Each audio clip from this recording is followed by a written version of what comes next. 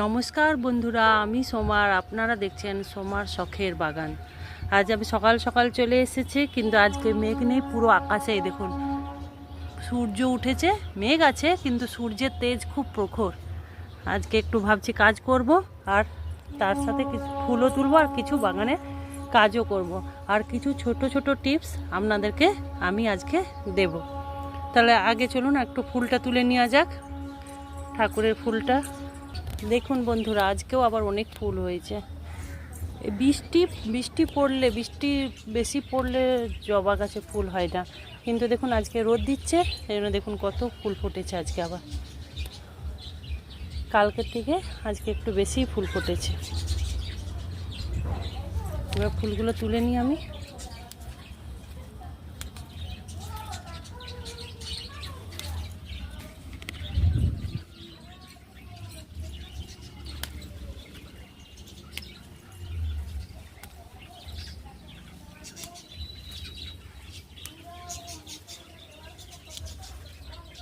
এই দেখুন বন্ধুরা, এই নাগচম্পা গাছের সেদিনকে একটা ডাল ভেঙে গেছিলো, আমি এইখানেই লাগিয়ে দিয়েছিলাম। দেখুন এইখানে আবার ফুল ফোটা শুরু হয়ে গেছে। এই ডাল কাটিং করে বসিয়ে দিলেই নাগচম্পা গাছের হয়ে যায়। বন্ধুরা, আমার ফুল তোলা হয়ে গেছে, এবার চলুন অন্য কাজে যাই। দেখুন বন্ধুরা, কালকে আমি একটা দেশি লাল জবার ডাল নিয়ে এসেছি। এবার এটাকে এইরকম করে, এই যে অ্যালোভেরার জেলের মধ্যে ভালো করে এরকম করে ঢুকিয়ে, ভালো করে জেলটা লাগিয়ে তারপর মাটিতে লাগাতে হবে। অ্যালোভেরা জেল রুট এর কাজ করে।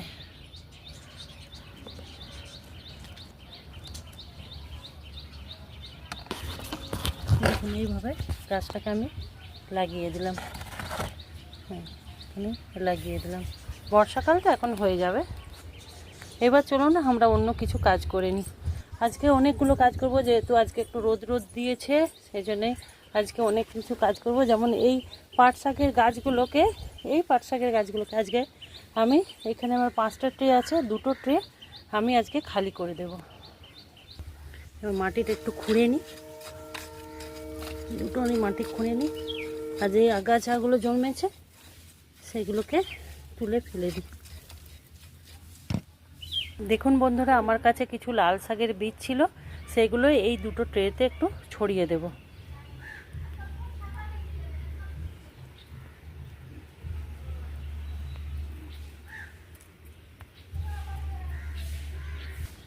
এই পাট শাকের গাছগুলো নিয়ে চলে যায়, এর থেকে শাকটা বেছে নিয়ে নেব। এখান থেকে শাকটা বেছে নিয়ে নেব। দেখুন বন্ধুরা, আমার মানকচু গাছের পাতা বেরোতে শুরু করে দিয়েছে, আর পাশে বোধহয় একটা উচ্ছে গাছও হচ্ছে। দেখুন আমার কাছে 1 লিটার জল আর একটু ভিনিগার আছে। চলুন দেখাই এর থেকে আমি কি করি। দেখুন বন্ধুরা, আমার কাছে 2টো গন্ধরাজ ফুলের গাছ আছে, কিন্তু এই বছর বর্ষা থেকেই আর ফুলই ফুটছে না।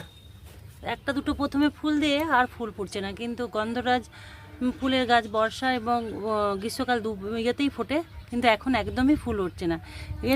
এই ফুল আনার একটা কৌশল আপনাদেরকে আজকে আমি দেখাবো। এ দেখুন 1 লিটার জল নিয়ে নিয়েছি, আর এই রান্নাঘরের ভিনিগার, এটা 1 ঢাকনা দেবো 1 লিটার জলে।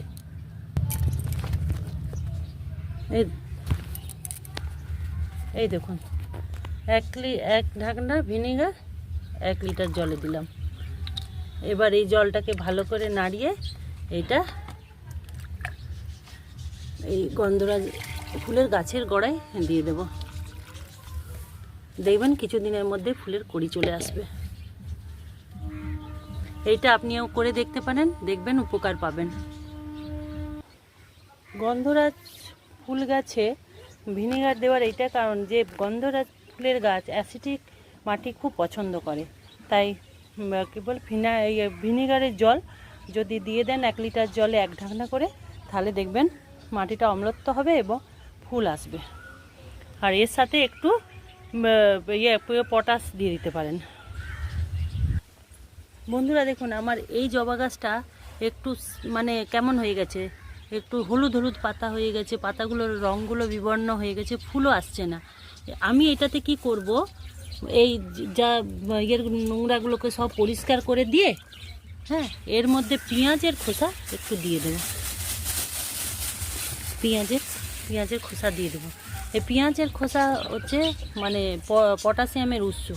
এই জৈবভাবে পেঁয়াজের খোসা, রসুনের খোসা আপনি দিয়ে দিলে পোকামাকড়ও হবে না, আর গাছে পটাশের সরবরাহ হবে। এইভাবে দিয়ে দেখুন, গাছে ঠিক ফুল আসবে আর পাতার রঙগুলোও ঠিক হয়ে যাবে।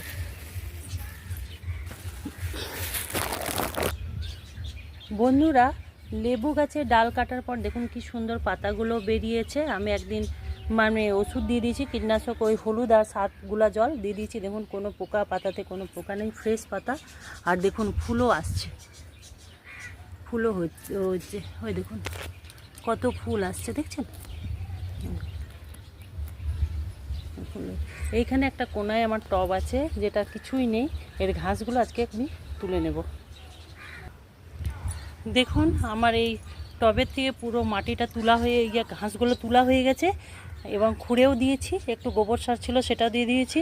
আর এই কী বলে, বরবটি 4টে বীজ ছিল, আমি এটা লাগিয়ে দিচ্ছি।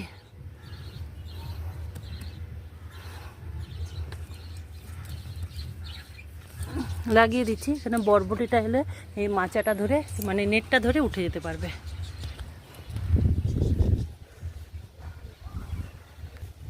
এখানটা একটু ফাঁকা ফাঁকা লাগছে না? এইখানে যে 2টো কলকে গাছ ছিল সেগুলো আমি সরিয়ে দিয়েছি, এটার আমি টবটা সরিয়ে দিয়েছি। আর এই গাছটার কালকে ডালগুলো আমি কেটে দিয়েছি। এখন ভালো ফুল হচ্ছিল না বলে আবার ডালগুলো কেটে দিয়েছি, নতুন ডাল বেরিয়ে আবার ফুল আসবে। এই গাছটাকেও একটু ছেটে দেবো। আর এটা আরেকটু করার কারণ যে হাওয়া বাতাসটা আসবে, নাহলে পুরো মাটিটা ভেজা ভেজা ছিল, গাছগুলো ঠিক হচ্ছিল না। এই দেখুন আমার গোলাপের আবার নতুন করে পাতা ছেড়েছে। কালকে ওই করবির ডাল, আজকে যে এখন ঘাস তুললাম, সেই ঘাসগুলো সব এই ব্যাগটাই আমি ঢুকিয়ে রাখছি। এর উপরে মাটি দিয়ে আমার একটা বেড তৈরি হয়ে যাবে, সবজির বেড। এর উপরে আমি কোনো কিছু লতানো জিনিস দিয়ে দেবো, এই নেটটা ধরে উঠে যেতে পারবে। এইভাবে আপনারা বেড করুন, নোংরাও হবে না, আর ছাদটাও পরিষ্কার থাকবে, আর গাছের খুব একটা সুষম আহারও হবে।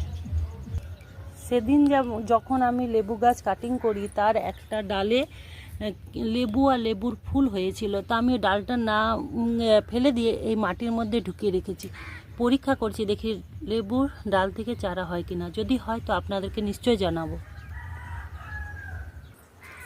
আজকে আমি কিছু কাজ করলাম, কিছু আপনাদেরকে ছোট ছোট টিপস দিলাম। দেখুন এই টিপগুলো যদি আপনাদের কোনো কাজে লাগে, তবে চেষ্টা করবেন, প্রয়োগ করে দেখবেন যদি কাজে লাগে। আর যদি ভিডিওটাকে ভালো লাগে তাহলে লাইক শেয়ার করে আমার পাশে থাকবেন, সাবস্ক্রাইব করবেন চ্যানেলটা।